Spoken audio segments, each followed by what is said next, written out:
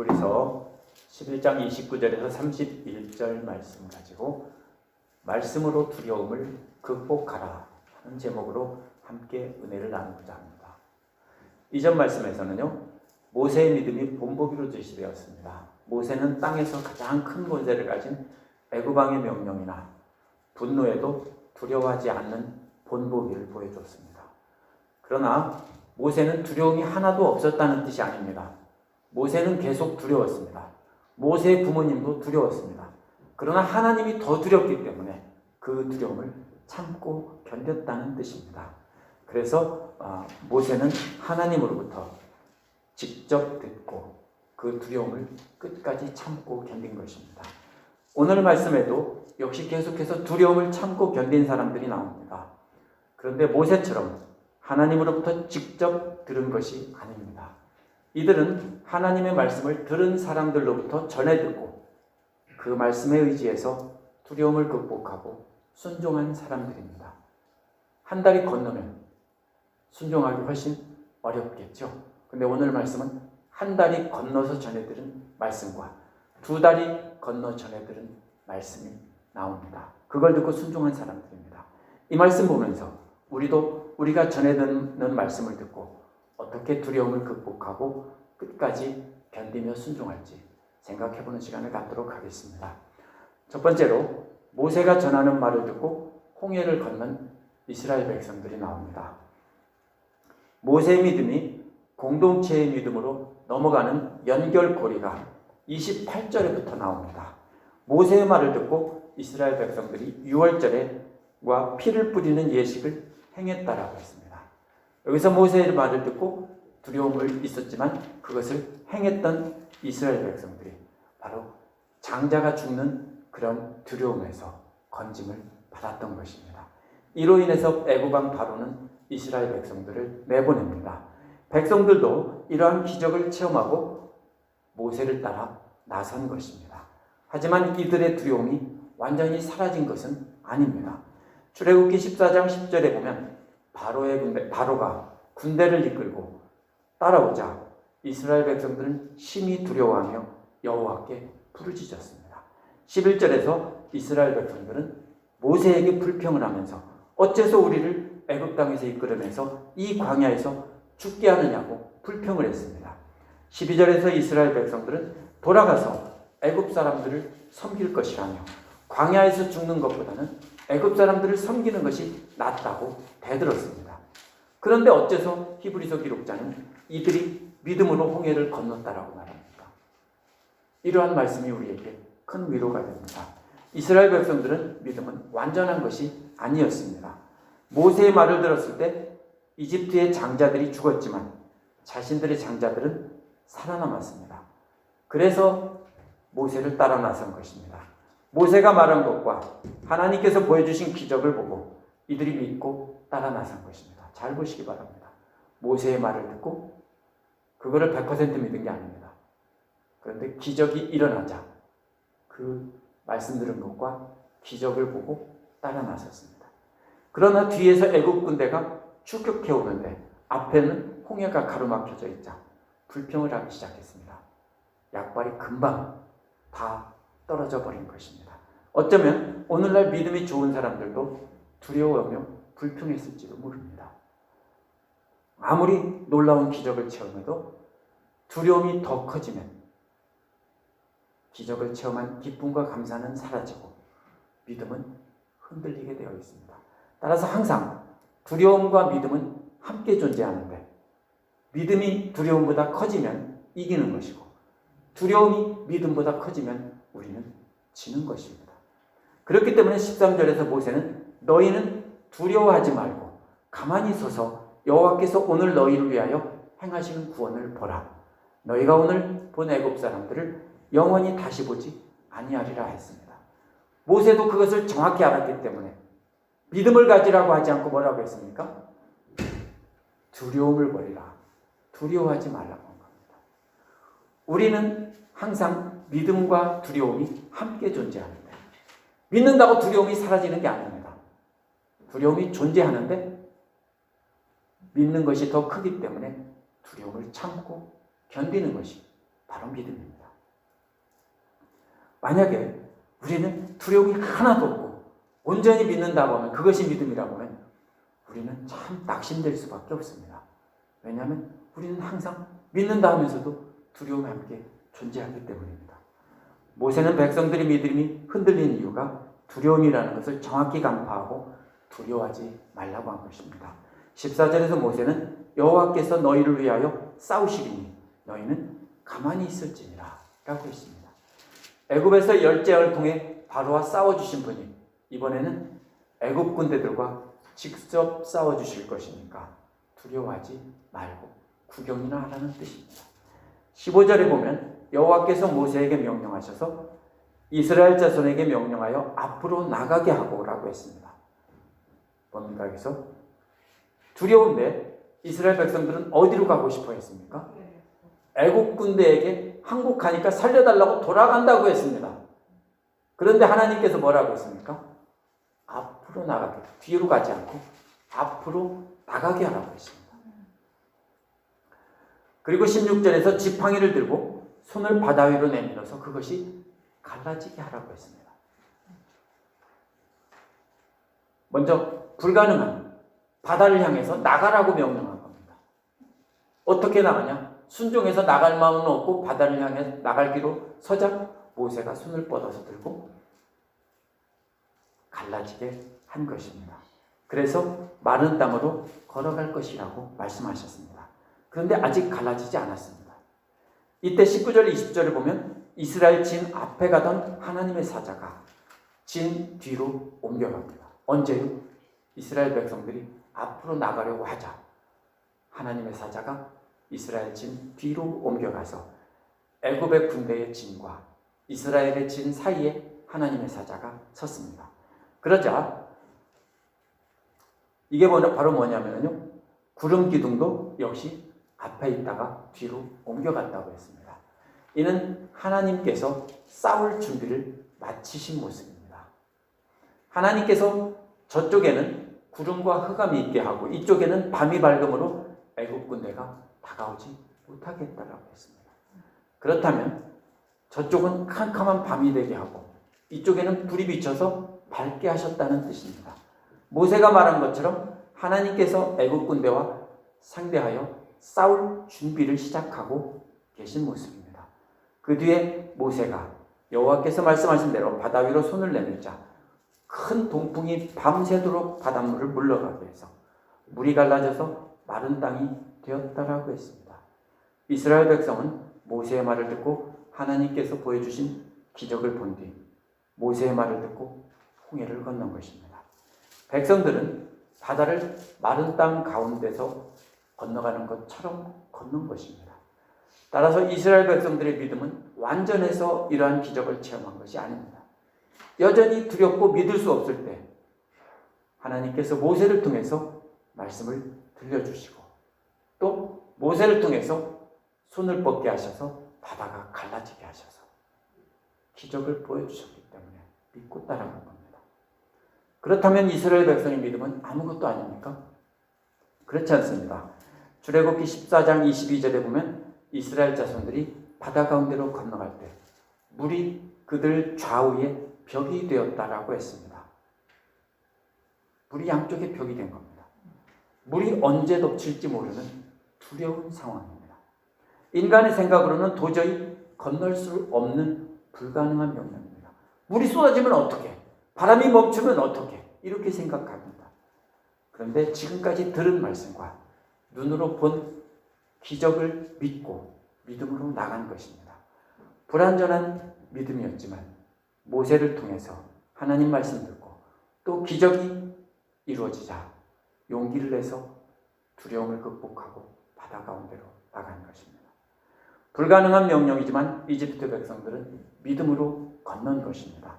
이집트 왕자라는 만화에 보면 양쪽에 벽이 갈라져 있고 거기에 물고기들이 왔다 갔다 하는 것을 신기한 듯 구경하면서 즐거워하면서 건너는 것으로 나옵니다.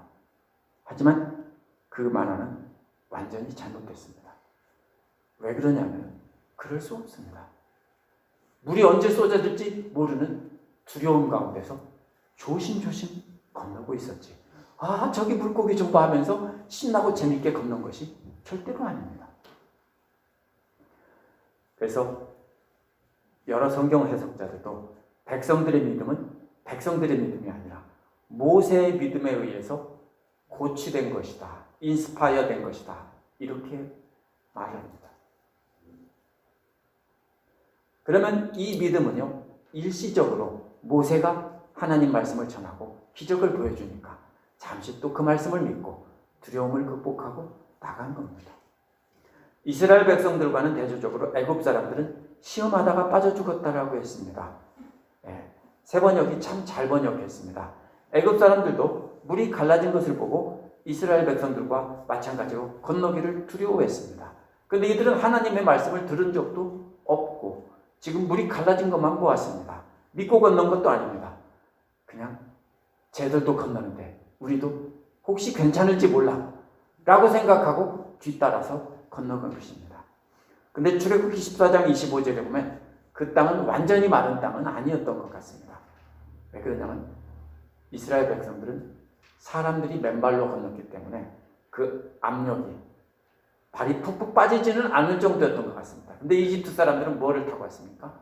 말과 말이 끄는 병거를 타고 건넜는데 그 무게 때문에 수레바퀴가 빠져서 바퀴가 벗겨지고 난리가 났다라고 했습니다. 그랬기 때문에 아마 하나님께서 그 바다의 바닥은 적당히 사람들은 건널 수 있으나 이집트 사람들은 건널 수 없도록 했을 것입니다. 그렇지 않으면 그냥 추격해서 금방 따라가서 함께 섞여버리기 때문입니다. 그런데 이들은 바퀴가 빠지고 건널 수 없고 이렇게 된 상황에서 허우적거리고 있을 때 바퀴를 빼고 말을 빼고 이렇게 하려고 할 때 이스라엘 백성들은 건너고 그 다음에 물이 합쳐져서 저들은 다 빠져 죽은 것입니다. 차이가 뭡니까? 이스라엘 백성들은 하나님을 믿었기 때문에 건넌 것입니다. 그런데 이들은 믿지도 않으면서 그 기적을 체험하고 누리려고 했기 때문에 망한 것입니다. 오늘날 우리도 마찬가지입니다. 오늘날 우리도요, 하나님 말씀은 모르면서 어떤 병이 낫고 신기한 기적이 일어나면 그 기적을 체험하기 위해서 와서 병 고침 받고 이러는 사람들이 있습니다. 그런데 그런 사람들은 어떻게 됩니까? 이집트 사람들처럼 결국 망할 수밖에 없습니다. 물론 기적을 통해서 말씀을 듣고 믿으면 다행이지만 안 그러면 기적을 체험했다고 구원을 받는 것은 아닙니다. 그래서 26절에서 여호와께서 모세에게 바다 위로 손을 내밀라고 했을 때 순종하자 애굽 군대들은 다 빠져 죽었습니다. 히브리서에서 빠져 죽었다는 말은 완전이라는 말과 마신다는 말이 합쳐서 된 말입니다. 완전히 마셔버렸다 이런 뜻입니다. 뭐를요? 여기 물 한 병이 한 조금 남았습니다. 아니요, 마셔버렸습니다. 그러면은 남은 게 없으면은 그 다음에 뭡니까? 이게 완전히 마신 겁니다. 무슨 뜻입니까? 이거는 본래 메마른 사막에 비가 오면은 비가 흔적도 없이 사라집니다. 왜요? 땅이 다 마셔버리기 때문입니다. 그러나 땅이 다 마셔서 더 이상 마실 수 없을 만큼 비가 오면은 그 다음에 물이 흘러서 와디에 물이 흘러 넘치는 겁니다. 그래서 이 말은요, 완전히 마셔버렸다 이런 뜻입니다. 출애굽기 15장 21절에서는 모세 노래에서 주께서 오른손을 드신 즉 땅이 그들을 삼켰나이다 라고 했습니다. 뭡니까? 이집트의 군대들을 완전히 마셔버렸습니다 라고 했습니다. 같은 말인데 바다가 삼켰다라고 하지 않고 땅이 삼켰다라고 했습니다. 이들이 땅에 발이 걸려서 허우적거리고 있을 때 물이 덮쳤기 때문에 완전히 사라졌다는 뜻입니다. 민수기 16장 32절에서는 땅이 그 입을 열어 고라 자손을 삼켰다고 할 때도 역시 이 말을 썼습니다. 마치 쩍 갈라진 사막에 비가 내리면 물이 흔적도 없이 사라지는 것처럼 하나님을 시험하다가 흔적도 없이 다 사라져버렸습니다. 땅이 완전히 마셔버렸습니다. 이런 뜻입니다. 오늘날 하나님을 믿는 우리도 믿음이 완전해서 순종하고 기적을 체험하는 것이 아닙니다. 그렇다면 지금도 과연 어떻게 될까 두려워하면서 이걸 따라갈까 말까 이렇게 고민하다가 에라 가자 하는 사람들은 믿음이 없는 사람이 되는 것입니다. 그런데 다행히 그게 믿음이 있는 겁니다. 아시겠습니까? 이거를 믿음대로 갈까 말까 두려워하다가 에라 하나님 말씀이 맞겠지 하고 가면 그게 믿음인 겁니다. 그러나 여전히 뭐가 있어요? 두려움은 있어요. 갑자기 헌금을 1000불을 아니 10,000불을 하고 싶어졌는데 그걸 다 헌금하면 그 다음에 어떻게 살까 두려움이 생겨요. 그럴 때 할까 말까 하다가 에라 하자 하고 하면은 그것이 믿음인 거고요. 두려움이 커서 못하면 그것이 바로 뭐예요? 믿음이 없는 게 되는 거예요. 이 믿음이 있는 것과 믿음이 없는 것 사이는 두려움과 하나님을 신뢰하는 것 사이에 아주 백지 한 장 차이입니다. 왔다 갔다 하다가 하나님을 믿고 두렵지만 그냥 가는 것이 그것이 믿음입니다. 오늘날 하나님을 믿는 우리도 역시 마찬가지입니다. 우리도 역시 애국 군대가 쫓아오고 뒤에서는 애국 군대가 쫓아오는데 앞에는 바다로 가로막힌 것과 같은 절망적인 상황을 만날 때가 있습니다. 진퇴양난, 진퇴유곡 이렇게 말하죠. 바로 그런 상황이 있습니다. 탈출구가 전혀 없어 보이는 절망적인 상황에 빠지게 될 때가 있습니다.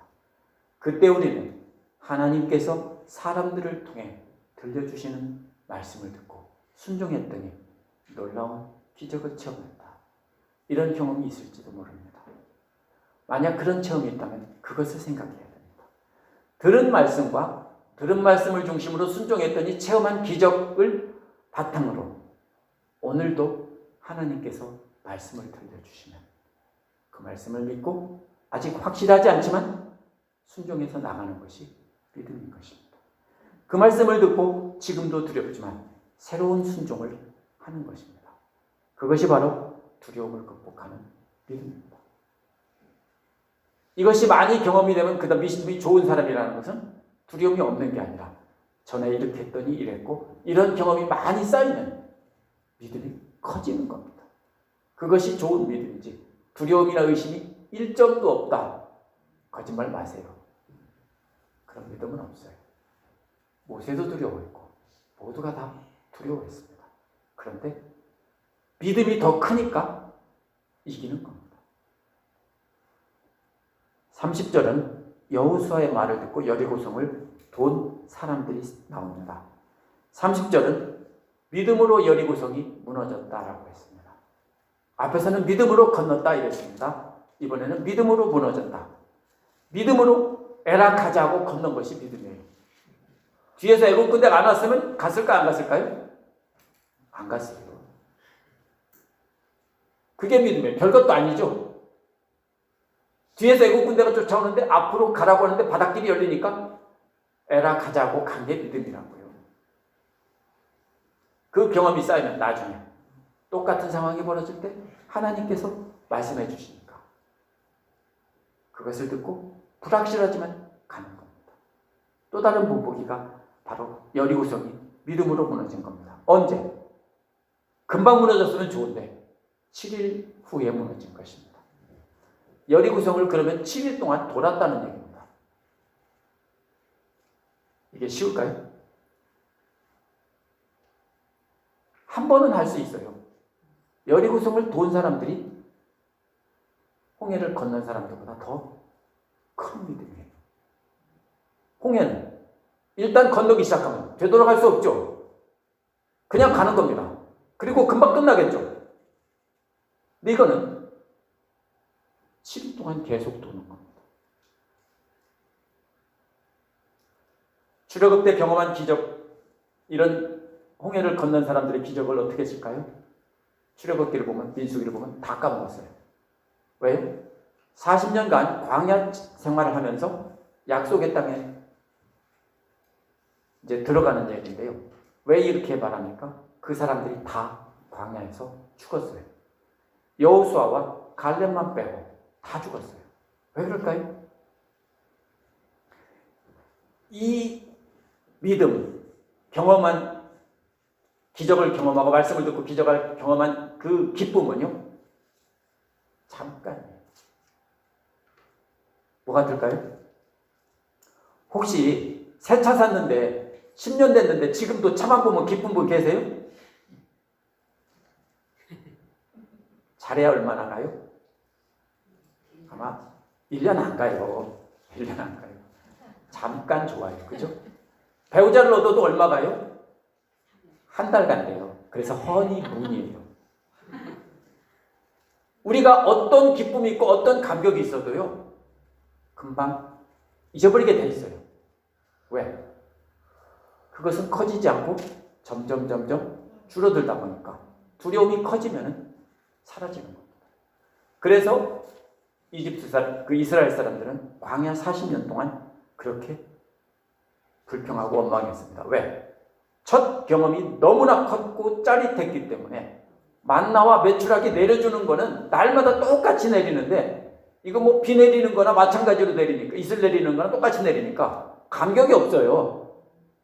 사실은 그게 기적이에요. 날마다 뭐라고 해야 돼요? 감격해야 되는데 이 사람들은 아침에 이슬 내리는 것처럼 만나가 계속 내리니까 그냥 감격이 사라졌어요. 감사가 사라졌어요. 그래서 다 죽은 거예요. 따라서 하나님 말씀 듣고 기적을 체험한 것을 바탕으로 순종해서 놀라운 기적을 체험했다고 그것을 믿음을 간직하는 것은 아니라는 거예요. 그들은 40년간 그렇게 체험했지만 감사하는 마음이 사라졌고 반복되자, 기적이 반복되자 잊은 거예요. 뭐 같아요? 항생제나 마약 성분의 약과도 같아요. 처음에는 잘 들어요. 아, 그 약 되게 좋다. 그 다음에 또 쓰면 어떻게 돼요? 안 들어서 높여야 돼요. 그렇죠? 나중에는 안 들어요. 똑같아요. 우리가 경험하는 기적이나 기쁨도요, 점점 안 들어요. 이스라엘 백성들은 반복되는 기적에 내성을 생겨서 감사를 잊었어요. 잊었다기보다는 감사의 크기보다 불평의 크기가 더 커진 거고 두려움이 더 커진 겁니다. 미래에 대한 두려움과 불안감 때문에 계속 불평을 했습니다. 그래서 이스라엘 백성들은 하나님을 향해 불평하고 대들고 싸우고 모세를 향해 대들고 싸운 겁니다. 이처럼 우리가 체험한 기적에 대한 감사도요, 날마다 줄어들어요. 그러다가 큰 두려움을 만나면 그 감사는 두려움에 묻혀버리고 마는 것입니다. 기적을 통해 믿은 믿음이 그 기적이 더 새롭고 강력해지지 않으면 두려움에 가려져 버립니다. 따라서 우리가 체험한 기적으로 기적 자체가 가지고 믿음이 강화될 수 없습니다. 오늘 기적 체험하고 내일 날마다 기적을 체험한다고 해도요, 우리의 믿음은 강화될 수 없습니다. 왜? 그 기적의 크기가 점점 더 커지지 않으면 그 기적은 아무것도 아닌 거예요. 나중에는 권리가 계속되면 호의가 계속되면 나중에 뭐라고 그래요? 당연한 권리로 한다고 하죠. 어떤 분에게 하루에 100불씩 계속 줘보세요. 날마다. 처음에는 고맙다고 하는데 한 1년쯤 되면 그 다음에 안 주면 어떻게 될까요? 너 왜 안 주냐고 그래요. 그 하나님께서 우리에게 주신 은혜가 딱 그거예요. 그래서 우리는 그 기적을 가지고서 우리의 믿음이 강화될 수 없어요. 이거 착각하면 안 돼요. 기적은 계속되지만 감사의 크기가 줄어들다 보니까 더 큰 욕심이 생기고 두려움이 생겨서 하나님과 하나님 말씀을 전한 사람에게 대적하는 겁니다. 여호수아 1장 1절부터 9절에 보면 이러한 불치병에 대해서 하나님께서 내리신 최고의 처방약이 나옵니다. 모세가 죽은 뒤에 여호와께서 여호수아에게 말씀하시는 내용입니다. 하나님께서 뭐라고 말합니까? 지중해에서부터 유프라데스 강까지 모든, 이 말은 무슨 말이냐면요, 이쪽 끝에서 저쪽 끝까지라는 뜻입니다. 모든 땅이 다 너희 영토가 될 것이다, 이렇게 말했습니다. 여호와께서 모세와 함께 계시던 것처럼 여호수아 너와도 함께 한다는 겁니다. 떠나지도 버리지도 않는다라고 했습니다. 이처럼 미래에 대한 소망과 하나님께서 함께 하신다는 것을 확신을 시켜준 것이 하나님의 이 두려움을 극복하는 하나님의 처방약입니다. 기적은 처방약이 아니에요. 하나님이 우리와 함께 하신다는 것이 진짜 처방약입니다. 여호수아 1장 7절은 그래서 뭐라고 말합니까? 강하고 담대하라. 너는 내가 그들의 조상에게 맹세하여 그들에게 주리라 한 땅을 이 백성에게 차지하게 하리라. 누구 믿고 강하고 담대해요? 여호수아 힘이 세서요? 아닙니다. 자기 뒤에 서 계시는 하나님이 계시다는 것을 믿고 너는 강하고 담대하라. 이렇게 말씀하신 거예요. 왜? 내가 너와 함께 있을 테니까 강하고 담대하라. 이 말입니다. 1장 8절에 보면 오직 강하고 극히 담대하여 그 율법을 다 지켜 행하고 우로나 좌로나 치우치지 말라. 그리하면 어디로 가든지 형통하리라고 하셨습니다. 따라서 출애굽의 기적을 체험한 이스라엘 백성들이 다 멸망한 것은 여호와께서 함께 하신다는 말씀을 잊은 것입니다. 그래서 날마다 함께 하시는 하나님의 말씀을 듣지도 않았고 그 말씀을 따라 행하지도 않았기 때문에 그들은 날마다 기적을 체험하고 다 죽은 겁니다. 따라서 우리도 우리와 함께 하시는 하나님의 말씀을 날마다 들음으로 하나님이 나와 함께 하시는구나 하는 것을 항상 우리가 느끼지 않으면 우리의 믿음은 줄어들 수밖에 없습니다. 그래서 하나님 말씀을 듣고 그 말씀대로 행하면 우리가 기적을 보게 됩니다. 그러면 두려움을 극복하게 됩니다. 그것이 하나님께 주시는 처방량입니다.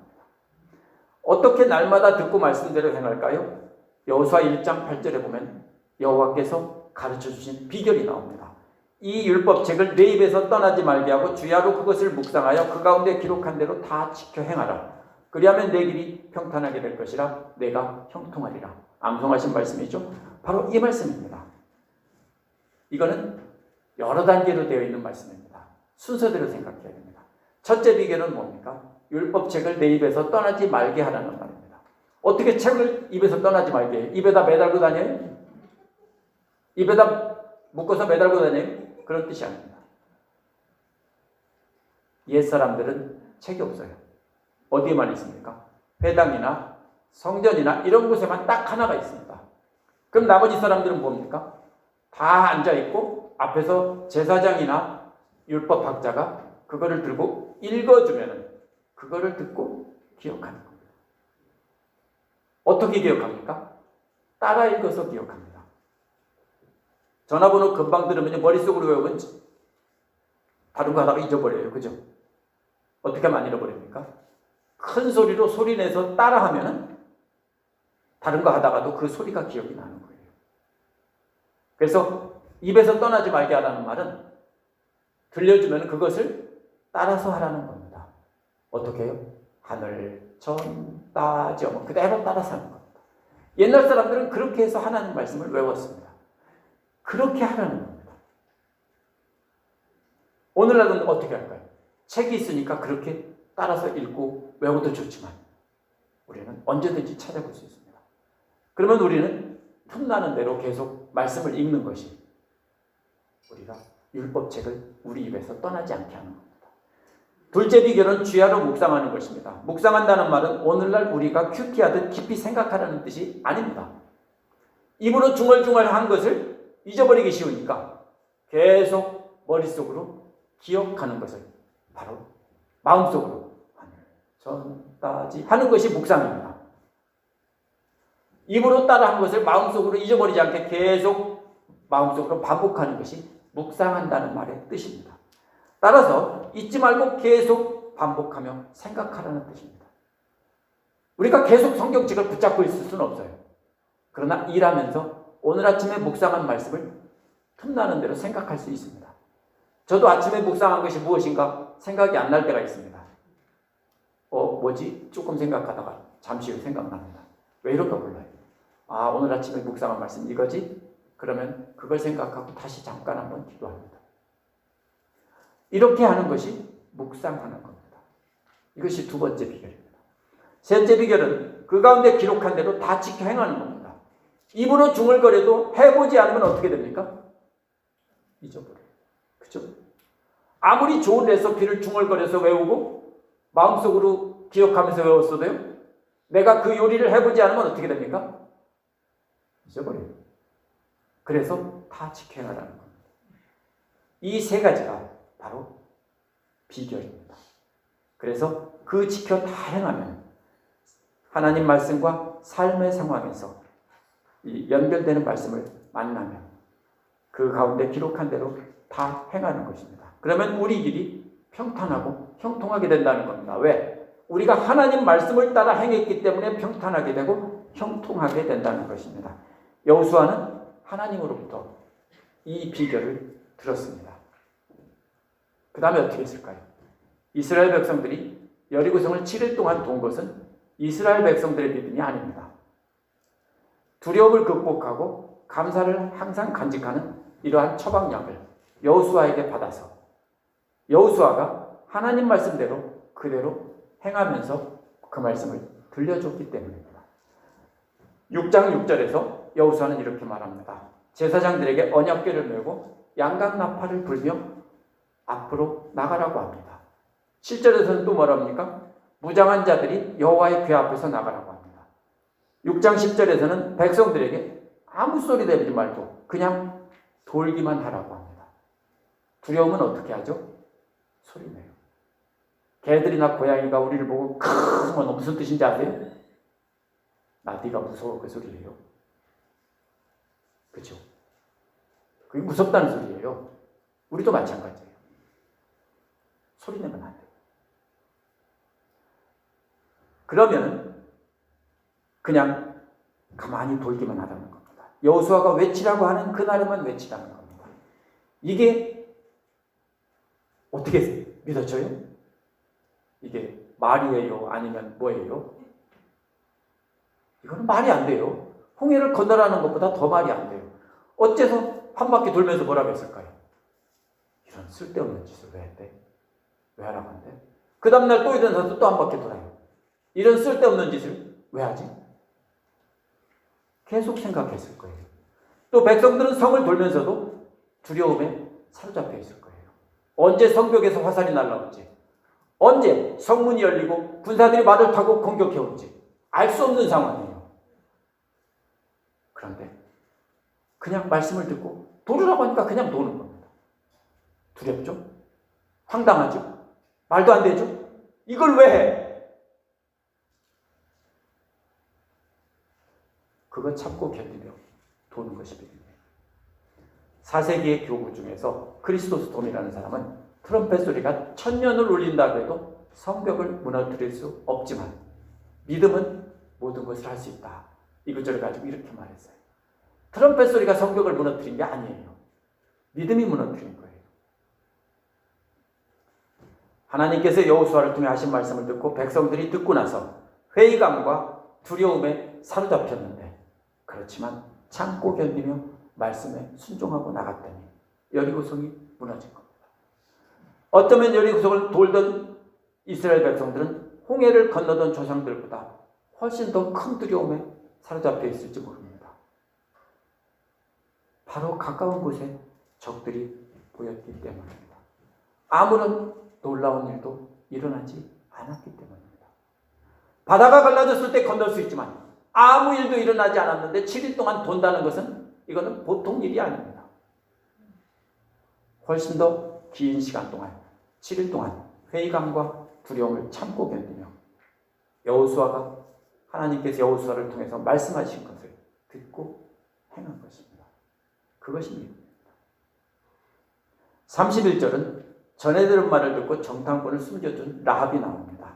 세 번째 믿음의 본보기는 라합입니다. 라합은 이방인이기에 일관성이 없는 것 같습니다. 앞에서는 이스라엘 백성들의 믿음에 좋은 조상들이 나왔다가 이스라엘 백성이 나왔다가 그 다음에도 이스라엘 백성들이 나와야죠. 그런데 이번에는 이방 여자가 나옵니다. 그러나 공통점은 있습니다. 라합도 역시 이스라엘 백성들처럼 하나님의 말씀을 전해 들었습니다. 하지만 라합은 출애굽 때 모세의 말씀을 전해들은 모세가 들은 말씀을 전해들은 출애굽 1세대 백성들처럼 하나님의 사람에게서 직접 들은 게 아닙니다. 가나안 정복 때 여호수아를 통해서 들은 광야 세대들처럼 하나님의 사람에게서 직접 들은 게 아닙니다. 여호수아 2장 9절 11절에서 라합은 출애굽 때 홍해에 물을 마르게 하신 일과 요단 저쪽에 있는 아모리 사람의 두 왕 시온과 옥에 행한 일을 듣고 전멸시킨 일을 들었다라고 했습니다. 그 말을 듣고 라합이 마음이 녹았다는 게 아니라 우리가 녹았고 정신을 잃었다라고 했습니다. 그러면 무슨 뜻입니까? 라합만 그 소문을 들은 게 아니라 여리고성에 있는 모든 사람들이 그 소문을 듣고 마음을 녹았고 정신을 잃을 만큼 두려워했다는 뜻입니다. 그런데 라합은 믿었습니다. 하나님을 믿었습니다. 나머지 사람들은 믿지 않아서 다 죽었습니다. 모두가 똑같이 말을 듣고 두려워했지만 라합만 믿고 나머지는 믿지 않은 겁니다. 믿었다는 증거가 뭐예요? 나 하나님을 믿어. 그게 아니에요. 믿었으면 그 다음에 정탐꾼들을 숨겨주는 행위를 하지 않으면 그 믿음은 믿음이 아니에요. 라합은 소문을 듣고 믿었다는 증거가 나옵니다. 여호수아 2장 11절 뒷부분에 보면 라합은 너희의 하나님 여호와는 위로는 하늘에서도 아래는 땅에서도 하나님이시라라고 고백을 했습니다. 라합은 단지 하나님께서 행하신 일을 사람들을 통해 소문만 들었습니다. 그런데도 하나님을 믿고 하나님만이 참된 신이라고 신앙 고백을 한 것입니다. 오늘날도 그런 분들이 있어요. 교회는 안 나오지만 다녀본 적이 없지만 믿는 사람들의 고백이나 삶을 보고 마음속으로 믿는 분들이 있어요. 어떤 사람들은 전애들은 믿지 않는 사람들을 통해서 믿는 사람들에 대한 소문만 듣고도 하나님만이 참된 신이라고 인정하는 분들이 있어요. 그분들은 때가 되면 하나님 앞에 나올 사람들입니다. 라합이 정탐꾼을 숨겨주는 것은 목숨을 걸어야 하는 일입니다. 여호수아 2장 2절에 보면 이미 어떤 사람이 이스라엘 정탐꾼들이 라합의 집에 들어갔다는 것을 알려줬기 때문입니다. 그래서 여리고 왕이 그 사람들을 이끌어내라라고 이미 했기 때문에 다 들킨 일입니다. 그런데도 라합은 지붕 위에 숨기고 그리고 시침이 떼고 나갔다. 이렇게 한 겁니다. 걸리면 어떻게 됩니까? 일가족 다 몰살입니다. 그런데 일가족 다 몰살할 위기를 두고 도박을 한 것입니다. 그런데 이는 자신들이 살기 위해서만 그렇게 한 것은 아닙니다. 라합은 하나님께서 이루신 일을 듣고 하나님을 믿은 것입니다. 그래서 너희 하나님이 하늘과 땅의 하나님이라고 고백을 하면서 모험을 한 것입니다. 그래서 이 사람들은 라합은 정탐꾼들을 대적으로 보지 않고 하나님의 심부름꾼, 대리인들로 보았습니다. 그래서 하나님을 믿는 사람으로서 하나님의 사람들을 보호해 준 것입니다. 하나님을 믿었기에 죽음을 무릅쓰고 하나님의 대리인들을 숨긴 겁니다. 믿음은 이처럼 엄청난 두려움이 짓누르는 가운데서 하나님의 편에 서서 하나님의 능력을 믿는 겁니다. 원문에서 라합은 창녀라고 되어 있습니다. 기생이라고 하면 조금 고급스러운 것 같죠? 세 번역은 창녀라고 했어요. 원문은 그냥 창녀라는 뜻입니다. 당시에 여자들이라면 사실 사람 취급도 못 받던 때입니다. 근데 여자 중에서도 누굽니까? 창녀라면 여자들 중에서도 다 손가락질하면 사람 취급 안 했습니다. 유대인 관점에서 보면 이방인 중에서도 여자고 창녀면 더 이상 내려갈 수 없는 가장 천한 존재입니다. 마태복음의 족보를 보면 그런 사람이 나중에 라합은 살몬과 결혼해서 보아스를 낳았습니다. 보아스는 루덱에서 다윗 왕의 할아버지 오벳을 낳았습니다. 유대인의 관점에 보면 자기들이 가장 자랑스럽게 여기는 다윗 왕의 증조 할머니가 바로 창녀라는 뜻입니다. 세상에 이런 족보가 어디 있어요? 우리 같았으면 어떻게 했을까요? 지웠어요. 그렇죠? 그래서 유대인 역사가 조세푸스가 이걸 지운 흔적이 나옵니다. 조세푸스가 쓴 그 앤티퀴티라는 책에 보면요 이렇게 나옵니다. 조세푸스는 라합을 여관 주인이라고 했습니다. 그럼 조금 낫죠? 그래서 여관에 들어와서 이 사람들이 묵은 것이다. 창녀가 아니라 이 말은 여관 주인이라는 말이다. 그러나 성경은 분명히 창녀라고 말하고 있기 때문에 창녀가 분명합니다. 조세푸스는 그 부끄러움을 가리기 위해서 여관 주인으로 바꾼 것입니다. 자기들 조상 다윗 왕의 증조 할머니가 창녀라니 이런 게 어디 있어 하고 지우죠. 하나님께서는 그런데 라합과 같은 여인도 부끄러워하지 않으시고 하나님의 백성으로 삼으시고 메시아의 조상의 자리에 넣어주신 겁니다. 이것이 바로 은혜입니다. 하나님께서는 네가 어떤 사람이냐 보지 않으십니다. 우리도 살아가다 보면 뒤로 물러날 수도 없고 앞으로 나갈 수도 없고 옆에도 막힌 상황을 만납니다. 경제적인 위기나 질병이나 자녀들 문제 때문에 그렇게 두려워서 이제 어떻게 살아가지 하고 절망할 때가 있을 겁니다. 그런 두려운 순간에 우리는 이스라엘 백성처럼 하나님의 말씀을 듣고 앞으로 나가야 합니다. 우리가 앞으로 나갈 때 두려움은 사라지지 않습니다. 하나님께서 그때 하나님의 사람을 통해서 들려주시는 하나님의 말씀을 듣고 믿으면 그 소망이 더 커지기 때문에 그 두려움을 참고 견디는 것입니다. 그러면 우리는 하나님의 약속을 바라보며 앞으로 발을 내디딜 수 있는 것입니다. 그러나 여전히 두려움은 사라지지 않습니다. 하나님께서 때로는 우리에게 이스라엘 백성들이 여리고성을 7일간 돈 것처럼 정말로 어리석고 말도 안 되는 일을 하라고 시킬 때가 있습니다. 우리가 당연히 이게 옳다라고 할 때는요, 그것을 하는 것이 어렵지 않습니다. 근데 말도 안 되는 일을 하나님이 하라고 했을 때는 순종하기 쉽지 않습니다. 주변 사람들이 제정신이 하고 놀릴 때도 있을 것입니다. 그런 때도 하나님의 사람들을 통해 들려주시는 말씀을 듣고 그렇게 어리석고 말도 안 되는 일을 할 수 있어야 하는 것입니다. 그렇게 할 수 있으려면 오늘 말씀에서 뭐라고 합니까? 하나님 말씀을 하나님의 사람으로부터 듣고 또 우리가 묵상하고 읽고 묵상하고 그 말씀대로 행동에 옮겨야 된다고 했습니다. 우리가 그렇게 하나님 말씀을 순종하여 위기에서 벗어나면 우리의 소문이 믿지 않는 사람들에게 전해집니다. 그렇게 하나님을 따라 순종하여 말도 안 되는 어리석은 일을 했을 때 놀라운 결실이 생기면 우리의 소문이 믿지 않는 사람들에게 울려 퍼집니다. 그러면 그들에게 도전이 됩니다.